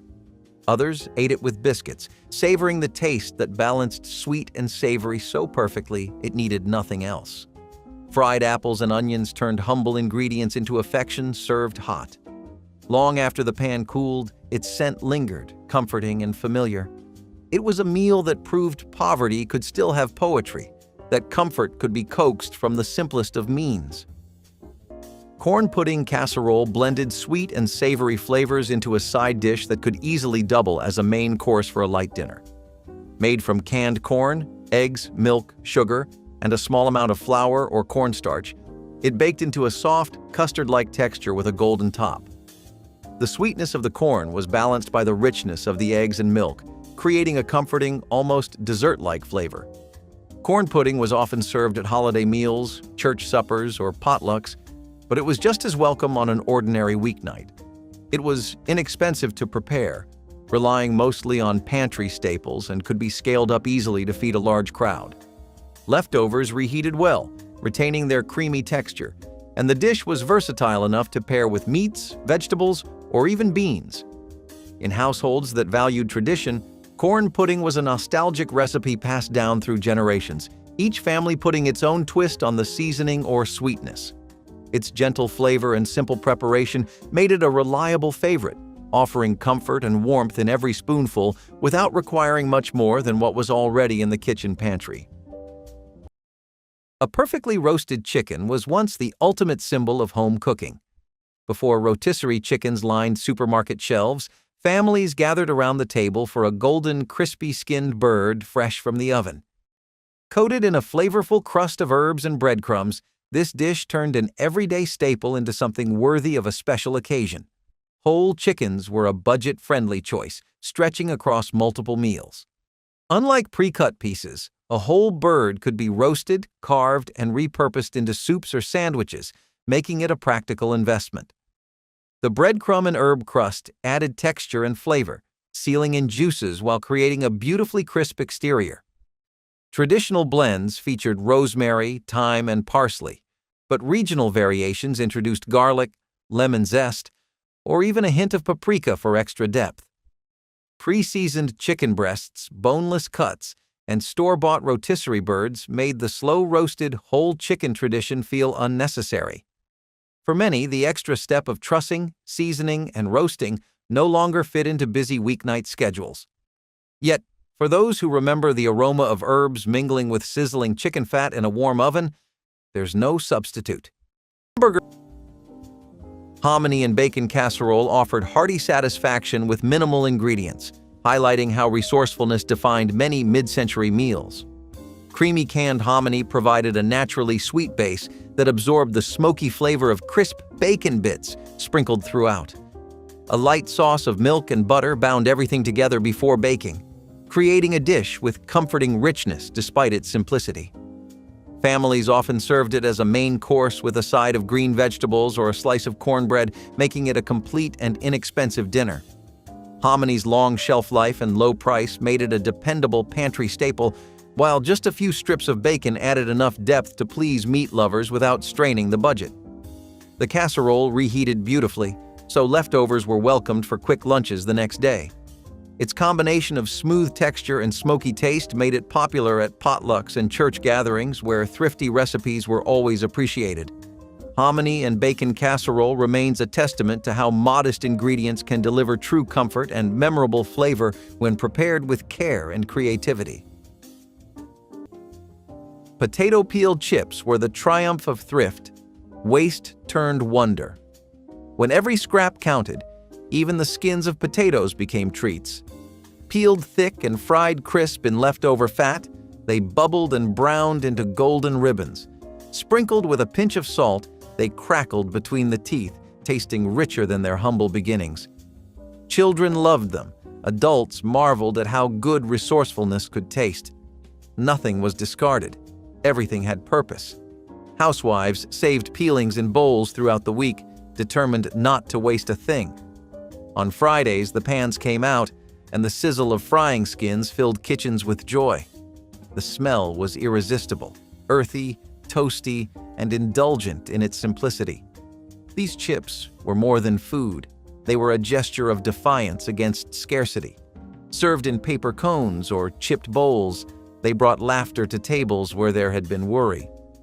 For a moment, the world felt abundant again. Potato peel chips were not just crispy snacks. They were proof that even scraps could hold comfort, that hunger could be met with ingenuity, and that sometimes the smallest things could taste like victory. Ground beef and potato hash was a skillet meal that stretched a small amount of meat into something hearty enough to satisfy hungry stomachs after a long day. Diced potatoes were fried until golden and crisp, then combined with browned ground beef, onions, and simple seasonings. The result was a dish with plenty of texture, crispy edges on the potatoes, tender bits of beef, and the sweetness of caramelized onions tying it all together. This meal was endlessly adaptable, with some families adding vegetables like bell peppers or corn for extra flavor and bulk. It was a natural choice for breakfast, lunch, or dinner, and it could be made in large batches without much extra effort. In frugal kitchens, hash was a way to make every ingredient count, turning basic staples into something satisfying and filling. It was also quick to prepare. making it a weeknight favorite. Served on its own or topped with a fried egg, ground beef, and potato hash was the kind of no-frills comfort food that felt like a reward at the end of the day. It proved that even the simplest combinations could be deeply flavorful and endlessly helper. Stroganoff was the shortcut to comfort, neatly tucked into a cardboard box on the pantry shelf. It was ground beef browned in a skillet, noodles that boiled soft in the same pan, and a creamy sauce packet that somehow made it all feel like more than the sum of its parts. This was not about gourmet. It was about getting something warm and filling on the table in under 20 minutes. For working families of the 1980s, that mattered more than anything. Kids grew up knowing the sound of the stove clicking on meant hamburger helper night. It meant mom or dad had just clocked out, peeled off steel-toed boots, and needed something easy that still felt like dinner. No one thought twice about additives or sodium back then. The creaminess was the point, and the boxed magic made even a lean paycheck stretch into something satisfying. A little parsley sprinkled on top made it look fancy. It was cheap, it was dependable, and it was loved. The sauce stuck to the noodles clung to the beef, and the whole dish clung to the memory of dinner time when life was simpler, harder, and strangely fuller than now. Parsley noodle pudding brought a delicate herbal note to the classic baked noodle dish, turning inexpensive staples into a fragrant supper centerpiece. Wide egg noodles were cooked until just tender, then mixed with milk, eggs, a little butter, and a generous handful of freshly chopped parsley before baking to a golden finish.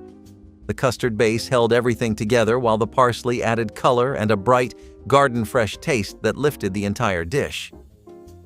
This pudding was equally welcome as a vegetarian main course or as a side alongside roasted vegetables. Because the ingredients were inexpensive and easy to keep on hand, it fit perfectly into the thrifty mindset of 1960s households. Home cooks appreciated how it could be assembled in advance and baked just before serving, freeing time for family or guests. Children enjoyed the mild flavor and silky texture, while adults admired its simple elegance. Parsley noodle pudding remains a quiet reminder that with a little imagination, even the most modest pantry can produce a meal worth remembering. Homemade applesauce was the taste of autumn preserved in jars.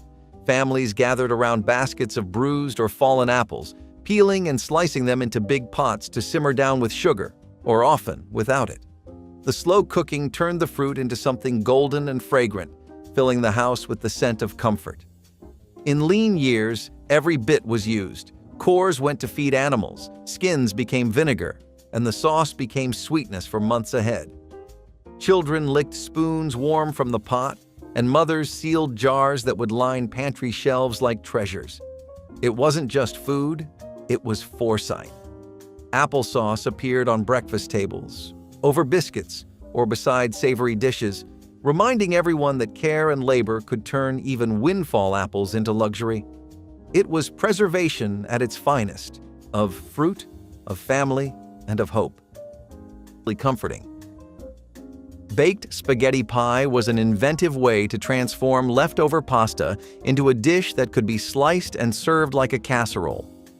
Cooked spaghetti was mixed with beaten eggs and cheese to form a firm base, then layered with marinara sauce, more cheese, and sometimes bits of meat or vegetables before being baked until set. Once cooled slightly, it could be cut into wedges, each slice holding together neatly for easy serving. This made it a great option for packed lunches or reheating later in the week. The baking process gave the pasta a slightly crisp exterior while keeping the inside tender and flavorful. Baked spaghetti pie allowed families to repurpose leftovers creatively, ensuring nothing went to waste. It also offered a fun twist on a familiar meal, bringing novelty without extra expense. For budget-conscious cooks, it was a way to make a small amount of sauce and cheese stretch across multiple servings. Paired with a side salad or bread, baked spaghetti pie was satisfying, economical, and just different enough to feel like a treat compared to the usual plate of pasta, proving that leftovers could be just as exciting as a freshly made dish. Lentil soups were even more common in the medieval world. They would change a lot depending on the region, though. For example, in Europe's southern regions like Provence and Spain, lentils were not only used to feed humans, but also to feed animals. Lentil pottages were one of the most important meals for the church as well, because when the fast would break, this was one of the few meals that could feed an entire group and still be very easy to prepare. Lentils would provide an incredible dose of protein, and it would need just water and a few other vegetables if you could spare them. Onions, leeks, and garlic, or just some savory or sage would work really well. In the Middle East and North Africa, lentil soups were something else entirely. Medieval Arab cookbooks like Anwa al-Saidala F. Alwan al-Atima would feature all kinds of lentil recipes with an incredible amount of flavorings, seasonings, and spices to make it stand out from other dishes. It would be a lot more bombastic and flavorful than European versions of the same dish, and if looking at today's world is any example, I think it's historically accurate to say that they've always had us beat when it comes to working with legumes. Sweet and sour cabbage bake turned a single, inexpensive vegetable into a lively main dish that brightened even the plainest table. Shredded cabbage was braised slowly with a mixture of vinegar, sugar, and a splash of tomato juice until the leaves softened and soaked up the tangy glaze. A small spoon of butter added just enough richness while keeping the budget firmly in check. The gentle balance of sweet and sour flavors made this casserole appealing to children and adults alike, offering a welcome contrast to heavier meat-based meals. Home cooks valued how it could be made ahead and reheated without losing its texture, making it perfect for church suppers or busy weeknights. Many families served it with thick slices of bread to soak up the flavorful juices, creating a meal that was both frugal and satisfying. This dish demonstrated how careful seasoning and slow cooking could elevate humble cabbage into something memorable, reflecting the creativity of 1960s kitchens where every ingredient was stretched and celebrated for its potential. Cabbage soup with barley was the poor man's feast, a meal that offered strength without extravagance. A single cabbage, chopped and simmered with barley, onion, and salt, became a pot large enough to feed an entire family. The barley thickened the broth, giving it the body of a stew, while the cabbage softened into silky ribbons. It smelled of home, of something hearty and whole. Sometimes a leftover bone was added for depth, but even without, it filled bellies and quieted hunger. Each spoonful carried a reminder that comfort didn't depend on meat, it depended on care. Housewives often simmered it all day, letting the scent fill their small kitchens while children played nearby. The bubbling pot meant warmth was coming, no matter how meager the pantry looked. It was a dish that turned worry into patience, and patience into nourishment. Even when ingredients were rationed or borrowed from a neighbor, cabbage soup found a way to make a little stretch a long way. In those days, one pot of soup could mean another week of survival, another night of peace.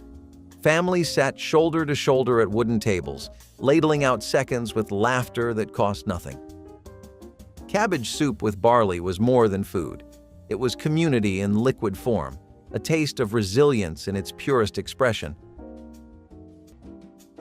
Pinto bean chili with cornbread was the kind of meal that could stretch to feed a large family without straining the grocery budget. Dried pinto beans, simmered until tender with onions, garlic, and a touch of chili powder, created a hearty base that did not need much meat to feel complete. When meat was used, it was often just a small amount of ground beef or sausage for flavor, rather than bulk. The cornbread, golden and slightly sweet, balanced the spice and added a filling side that could be made from inexpensive pantry ingredients. Together, the chili and cornbread made a meal that felt abundant, even if the ingredients were modest. This dish fit perfectly into the 1970s kitchen, where home cooks often relied on beans for affordable protein and looked for ways to make them exciting. Pinto bean chili was also easy to adapt, allowing cooks to use what they had without losing the comforting essence of the meal. We've talked a lot about butcher shops and what kind of cuts of meat they would usually throw away. So one of those was the liver, and one of the best ways to use it was to make a liver loaf out of it. People would genuinely do this.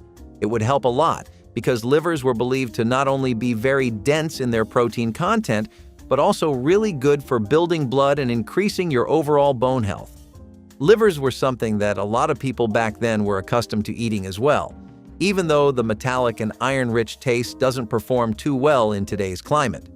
I mean, we have liver fans, but I'm just not sure how many of them would sustainably eat it every week. Either way, liver loaf was something that was more loaf and less liver, because even if the meat was one of the cheapest livers you could find, it still did need to be stretched out badly.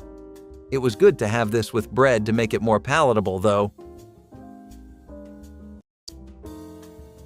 Beet and potato hash celebrated color and economy in equal measure, offering a hearty skillet meal from two of the most affordable vegetables around.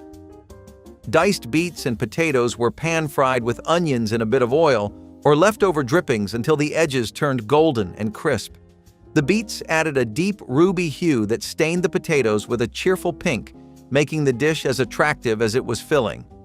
A sprinkle of vinegar or a dollop of sour cream brought brightness to each bite, proving that frugal cooking could still deliver vibrant flavor. This hash was often served as a meatless main course or topped with a poached egg for extra protein, making it ideal for households watching their grocery spending. Gardeners loved it because it used ingredients that stored well through winter, ensuring a dependable dinner even when fresh produce was scarce.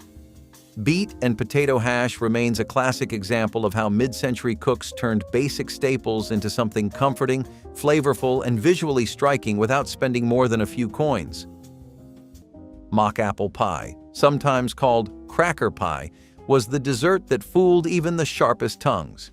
Made from crushed crackers, sugar syrup, and a splash of lemon, it baked up golden, tender, and tasting surprisingly like apples.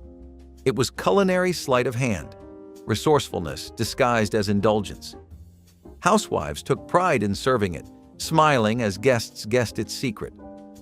During the Depression and wartime rationing, real fruit was too costly or unavailable, but this pie brought sweetness back to the table.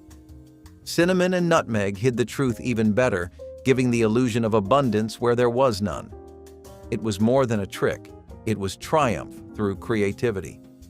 Mothers whispered its secret to daughters like a treasured spell of survival. The sound of crust crackling under the knife felt like victory itself. Each slice reminded families that imagination could fill the gaps left by scarcity. Even the name, mock, became a badge of pride, not shame, a declaration that dignity could thrive in deprivation. Children grew up remembering the pie's sweetness, not its deception. In truth, it was no imitation at all. It was invention.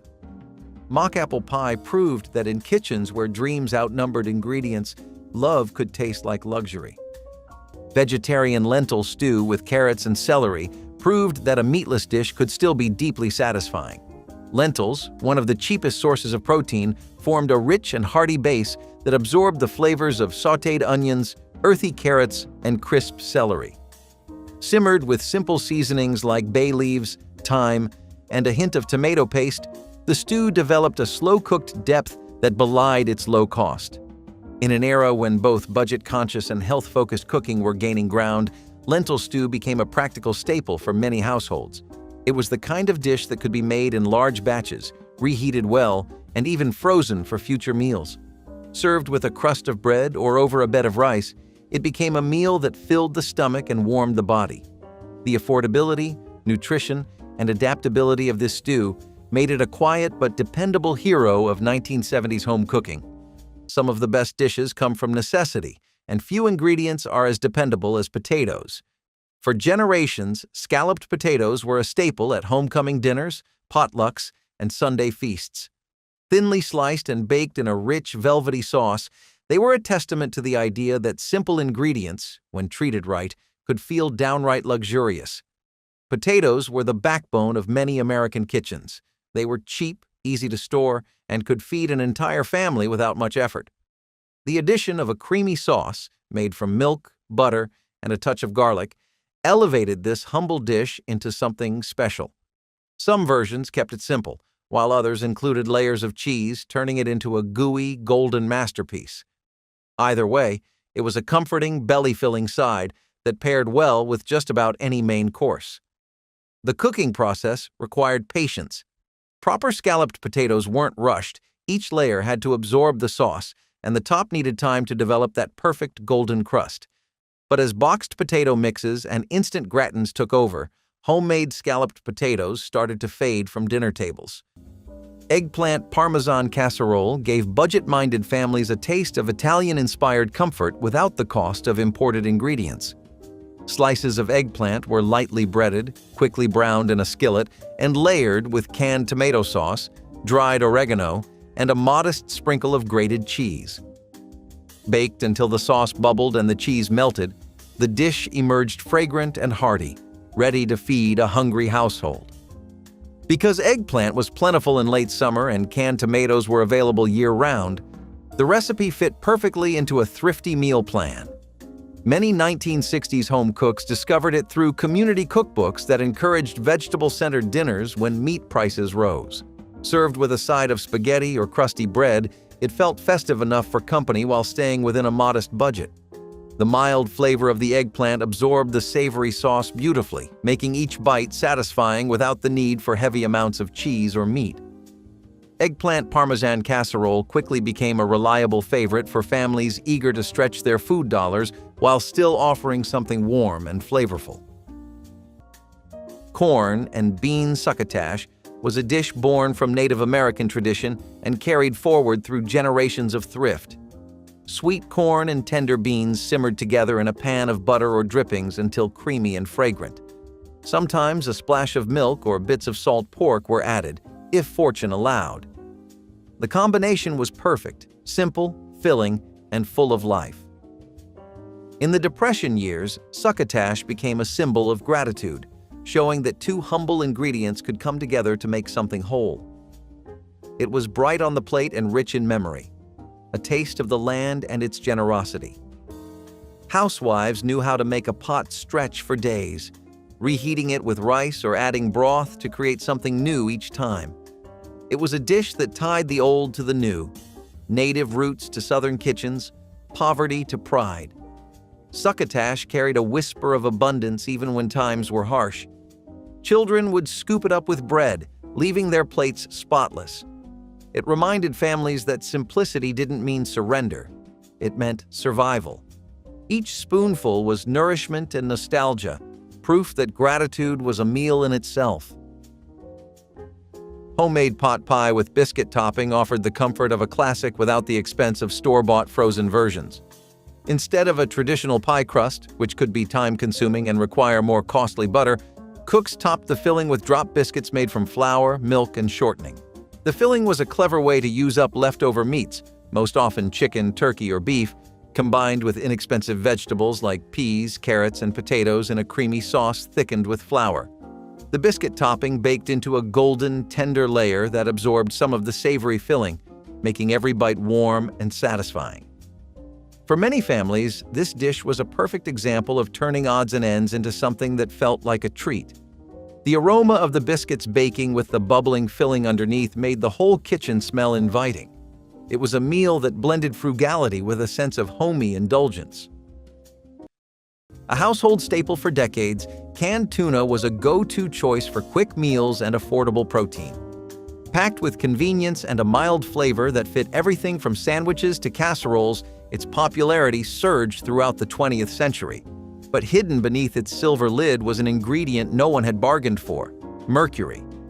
Some brands of tuna contained alarmingly high levels of the toxic metal, a risk that went largely unnoticed in the 1960s when food safety regulations had yet to catch up with modern science. Back then, concerns over contaminants weren't front-page news.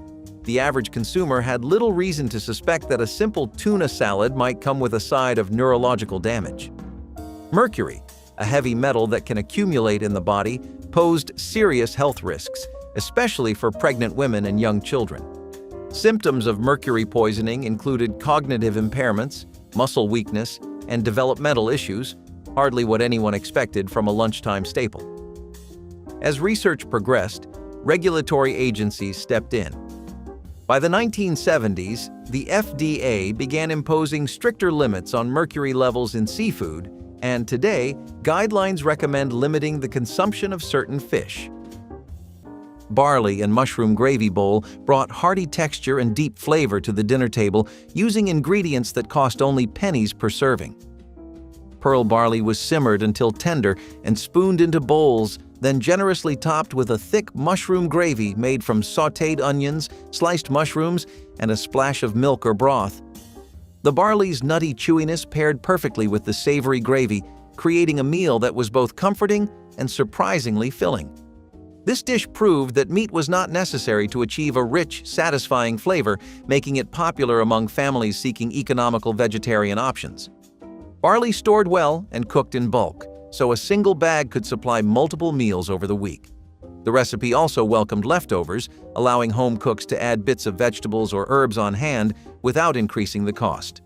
Served with a simple green salad, barley and mushroom gravy bowl became a quiet star of thrifty 1960s kitchens, showcasing how whole grains and careful seasoning could create a dinner that felt indulgent despite its humble origins. Bread pudding with milk and cinnamon was comfort born from frugality. Stale bread soaked in milk, sweetened with whatever syrup or sugar could be spared, and baked until puffed and golden. The result was warm, soft, and fragrant, a dessert that turned hardship into home. Cinnamon and nutmeg, if available, added the smell of luxury to kitchens that knew very little of it. Families gathered around the oven, drawn by the scent of sweetness rare in hard times. No one cared that the bread was old or that the milk was thin. It was proof that even the most ordinary ingredients could become extraordinary with care. Housewives poured the mixture into dented pans, often using the same ones their mothers had used before them. As it baked, the top turned crisp and golden, the edges caramelizing just enough to make each bite feel like celebration. It was often shared after Sunday supper or brought to neighbors as a gesture of kindness. Leftovers, if there were any, were eaten cold the next morning. The flavor deepened overnight. Bread pudding was the humble dessert that made kitchens feel alive again, its sweetness cutting through the bitterness of want. It was love, baked golden.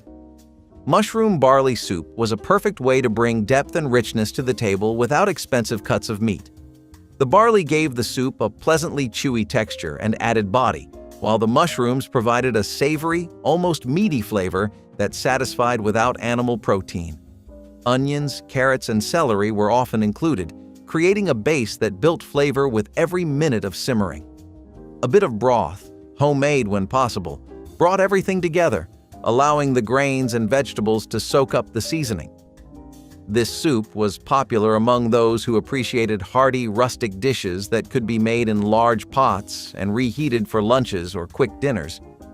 It was especially well-suited for colder months, filling the home with an earthy aroma as it cooked. Mushroom barley soup proved that thrift and flavor could go hand in hand, and it became a quiet favorite for many families who valued resourceful cooking. Tater tot casserole was a symphony of simple. Ground beef browned in a pan, mixed with cream of mushroom soup, spread into a baking dish, and crowned with a perfect grid of frozen tater tots. It was like meatloaf and hash browns had a baby and raised it in the Midwest. The tots crisped in the oven while the filling turned into a savory, creamy mess. No one could resist the golden crunch followed by that hot, rich bite underneath. It was not just food, it was folklore. The kind of dish passed down from Aunt Susan to Cousin Mike with pride and a little grease stain on the recipe card. It was unfussy, easy to stretch, and beloved by the whole family. Dad called it stick-to-your-ribs food. Kids just wanted more ketchup. And Mom, exhausted from the day, knew this was one of the few dinners no one would complain about. It was not pretty, it was not healthy, but it was home. Peanut butter and celery rice surprised many families with its simple combination of protein and crunch, while staying true to the spirit of economical cooking. Hot-cooked rice was stirred with a generous spoon of peanut butter until it melted into a creamy coating, then finished with finely diced celery for freshness and texture. The nutty flavor provided satisfying richness without the need for meat, while the celery added a pleasant bite that kept each spoonful lively. Children enjoyed the mild sweetness of the peanuts, and parents appreciated how the dish delivered both carbohydrates and protein at a very low cost. It could be served as a warm side dish or as a light vegetarian main course alongside a crisp salad. This inventive recipe reflected the era's openness to global influences and practical experimentation, proving that even unexpected pairings could become a family favorite. Peanut butter and celery rice stands as a delicious reminder of how 1960s cooks stretched their budgets while creating meals that were nourishing, flavorful, and delightfully different. Vegetable fritters were the sound of sizzling hope. Bits of grated carrots, potatoes, or corn were bound together in batter and fried until crisp and golden. The smell alone could draw children to the kitchen door. They were eaten plain or with a dab of syrup, turning scraps into celebration. Nothing fancy, just the rhythm of oil popping and the satisfaction of knowing the family would eat well that night. These fritters made vegetables exciting again, especially when meat was rare. The crisp edges and soft centers spoke of clever hands and warm kitchens. They weren't just food, they were ingenuity in motion, one panful at a time. Housewives worked quickly over the stove, flipping each fritter by hand, their aprons dusted with flour and pride. The oil shimmered, hissing as batter met heat, a song of sustenance that filled every corner of the home. In the leanest winters, fritters became a favorite because they made something from nearly nothing, a handful of leftovers transformed into joy. Every bite crackled with the story of resourcefulness. Vegetable fritters were more than a dish. They were proof that hope could still be fried up golden, even in the darkest days. Shredded chicken sandwiches with barbecue sauce were an ideal way to make a small amount of poultry go a long way. By slow-cooking chicken with onions and a tangy sweet homemade barbecue sauce, cooks could create a flavorful filling that was both tender and juicy. The chicken could be pulled apart easily, stretching it across multiple soft rolls to feed a family or a group of guests. These sandwiches were often served at casual gatherings, potlucks, or weeknight dinners when something easy but crowd-pleasing was needed. The sauce soaked into the bread just enough to make each bite flavorful without being messy. This dish fit right into the 1970s style of making do with what you had and turning it into something memorable. Even with modest ingredients, it delivered comfort and a sense of abundance. Rabbit stew is pretty self-explanatory. It's, well, rabbit stew, you know? I'm just kidding. It was a lot different from the stews we might be used to seeing today or even 50 to 60 years ago. Hunting wild game such as rabbits was how people lived off of the land, and making these stews would ensure enough food to last the day and give everyone 2 or 3 square meals. What people would do is add as many herbs, aromatics, and vegetables as they could. They took a very different approach to cooking. Some of these spices, like cumin or black pepper powder, may not necessarily have gone the best with rabbit stew. They were still added for any perceived medicinal benefits, though, like digestion and gut health. Back then, people were so used to eating whatever was available or whatever would keep them full longer. If it would taste good, that would be even better, but something tasting good was never a priority. Hunting rabbits was something everyone, from kids to adults, would be involved in, and villages and communities would set out traps for miles to capture as much game as they could. Baked lima bean patties transformed a pantry staple into a crispy, protein-rich entree that required very little money or effort. Cooked lima beans were mashed with breadcrumbs, minced onion, and a touch of seasoning before being shaped into small cakes and baked until golden on the outside while soft within. The gentle flavor of the beans paired well with a spoon of tomato relish or a drizzle of simple white sauce, offering a balanced and filling meal. Because dried beans were inexpensive and stored for months, this recipe provided a dependable option for families watching their grocery bills. Children often enjoyed the mild taste, especially when the patties were served on soft rolls like a vegetarian burger. Homemakers appreciated that they could prepare the mixture in advance and bake it just before dinner, keeping evenings stress-free.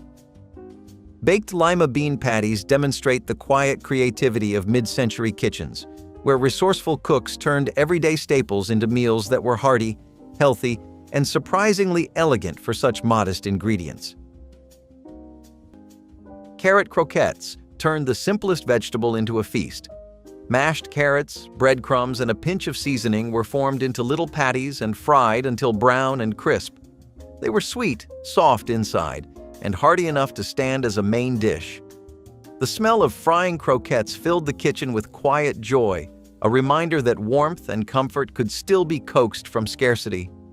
During the Depression, they were prized for being colorful and nourishing, proof that even modest meals could bring delight when made with care. Housewives often used saved bacon grease or a spoonful of drippings to fry them, infusing each bite with a rich, smoky edge. The outside crisped to a golden brown, the inside meltingly soft, balancing sweet and savory in every mouthful. Some cooks added mashed potatoes or flour to stretch the mix further, while others relied solely on carrots from their gardens. They looked cheerful on the plate, like bits of sunshine pulled from the earth, served beside cabbage or bread. Children who had grown tired of plain boiled vegetables suddenly found joy in their new form. Carrot croquettes showed that nourishment was not just about survival, it was about creativity, care, and pride in creating something beautiful from so little. Rice and bean-stuffed tomatoes brought color and freshness to the budget-conscious table. Large, ripe tomatoes were hollowed out and filled with a savory mix of cooked rice, seasoned beans, herbs, and sometimes a sprinkle of cheese. This combination made for a filling main course that felt special while costing very little. The dish was often baked until the tomatoes softened slightly, allowing the flavors of the filling to meld with the natural sweetness of the fruit. It could be adapted seasonally, with different herbs or vegetables mixed in depending on what was available. Served with a simple salad or bread, stuffed tomatoes were a creative way to turn inexpensive ingredients into something visually striking and satisfying. This was the kind of recipe that made thriftiness feel inventive rather than restrictive. One of the next inventive things people came up with during really hard times was potato peel soup. This is about as bare bones as it sounds because it's really just seasoned water that's been made into a makeshift broth with potato peels in there. Despite this, let me tell you a little about why this is a pretty good dish. It's because it keeps you full for an incredible amount of time. Have you ever had oatmeal and felt incredibly full afterward? For like a surprisingly long amount of time? This is because oatmeal has a substantial amount of fiber in it, and potatoes are pretty much the same. Half their fiber content comes from the peel itself, actually. This is what makes potato peel soup such a good dish for when you don't really have any kind of money. It sustains you and really helps keep your appetite down, which is sad in retrospect because you have to be keeping your hunger down, but these days we have to do that pretty often. It helps to have dishes that are really good with fiber because they have this nice effect of you wanting less food, and thus you have more money at the end of the day. Caraway cabbage stew showcased the old-world flavors that many American families rediscovered in the 1960s while keeping costs firmly under control. Shredded cabbage simmered slowly with potatoes, onions, and a sprinkling of aromatic caraway seeds until the vegetables softened and the broth turned fragrant. The caraway lent a gentle licorice note that lifted the humble ingredients, creating a stew that was both comforting and unexpectedly complex. A small amount of butter or oil added richness without driving up the price, and the dish required only a handful of pantry staples to feed a crowd. Many families with Central or Eastern European heritage embraced this recipe as a taste of tradition, while others simply enjoyed its hearty simplicity. Served with rye bread or a slice of cornbread, caraway cabbage stew delivered warmth and satisfaction during cold months. It remains a reminder of how immigrant flavors blended seamlessly into American home cooking, offering deep taste and nourishment from ingredients that were inexpensive, widely available, and easy to store through the winter. Potato and egg salad was the perfect marriage of simplicity and satisfaction, a dish that turned modest ingredients into abundance. Potatoes were boiled soft, diced carefully, and mixed with chopped hard-boiled eggs, precious in times when eggs were rationed. The dressing was made from vinegar, mustard, or homemade mayonnaise, whisked together with love and thrift. It appeared on picnic tables, church suppers, and dinner plates across towns that had seen too many lean years. Every bite balanced tang, creaminess, and quiet comfort. On the surface it was plain, but in truth it was generous. It fed many, filled bellies, and lifted spirits. Families learned that abundance wasn't measured by cost, but by care, and this salad was full of both. Some added pickles or onions for flavor, others used what little they had.